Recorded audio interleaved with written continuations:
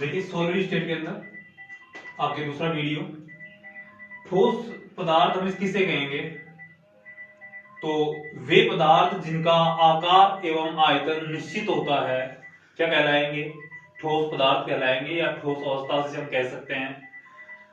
ठोस जो है वो दो प्रकार के होते हैं, एक तो क्रिस्टलीय ठोस होते हैं और एक होते हैं अक्रिस्टलीय ठोस। वैसे बेसिकली पदार्थ की तीन अवस्था होती हैं, ठोस, द्रव और गैस। अभी मैंने आपको पहले वीडियो में समझाया था। तो ठोस के कण हैं वो बिल्कुल पास पास में होते हैं, ठोस के कण हैं जो बिल्कुल पास पास में होते हैं। द्रव के ठोस की अपेक्षा थोड़े दूर होते हैं, और गैस के इन दोनों की अपेक्षा कुछ ज्यादा दूर होते हैं।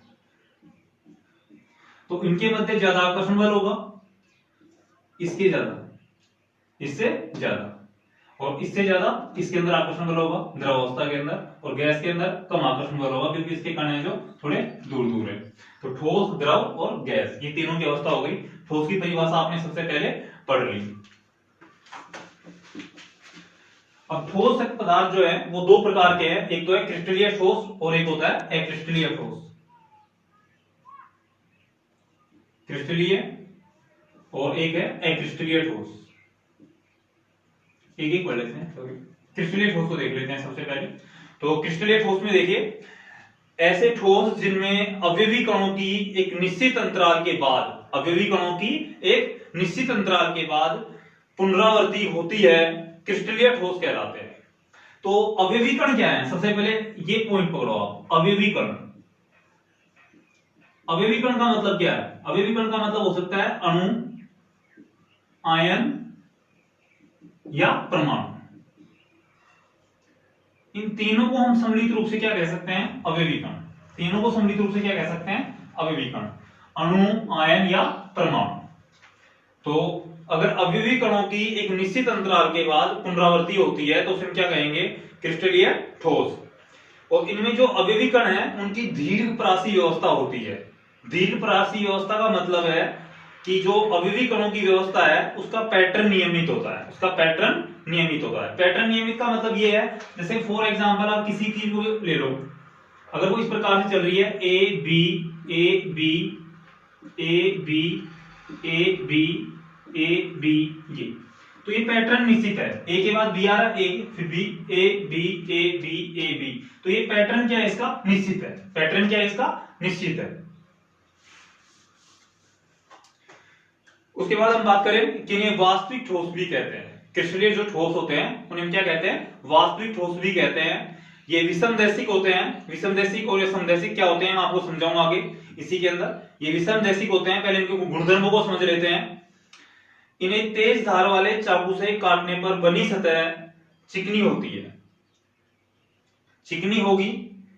इसके अलावा इनके जो गलनांक है वो निश्चित होते हैं, गलनांक है जो निश्चित होते हैं। और उसी का रीजन है कि जो इनका शीतलन वक्र है वो असतत होता है। शीतलन वक्र है जो असतत होता है। फॉर एग्जांपल हीरा है, ग्रेफाइट है, क्वार्ट्ज है, तांबा है, लोहा है, चांदी है, NaCl है, CuSO4 है, ZnS है यानी जिंक सल्फाइड है, और पोटेशियम नाइट्राइड है, KNO3 है। अब ये शीतलन वक्र क्या है और शीतलन वक्र असतत कैसे है? शीतलन वक्र असतत क्या, इसे समझना है हमें सबसे पहले। तो एक वक्र बनाते हैं ताप और समय के बीच, ताप और समय के बीच, ये टेम्परेचर और समय के बीच शीतलन वक्र, शीतलन वक्र ये असतत होता है, असतत होता है। तो असतत का मतलब ये है कि जैसे इस प्रकार से है, इस प्रकार से। असतत का मतलब क्या हुआ कि ये इस प्रकार से है। जैसे मान लो यहां पर A पदार्थ की अवस्था है, यहां पर B पदार्थ की अवस्था है, और यहां पर C पदार्थ की अवस्था है, यहां पर C पदार्थ की अवस्था है।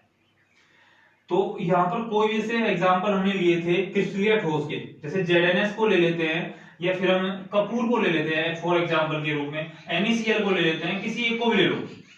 यहां पर वो A अवस्था पर, यहां पर गैसीय अवस्था में था, जहां पर टेम्परेचर क्या था? हाई। टेम्परेचर क्या था? हाई।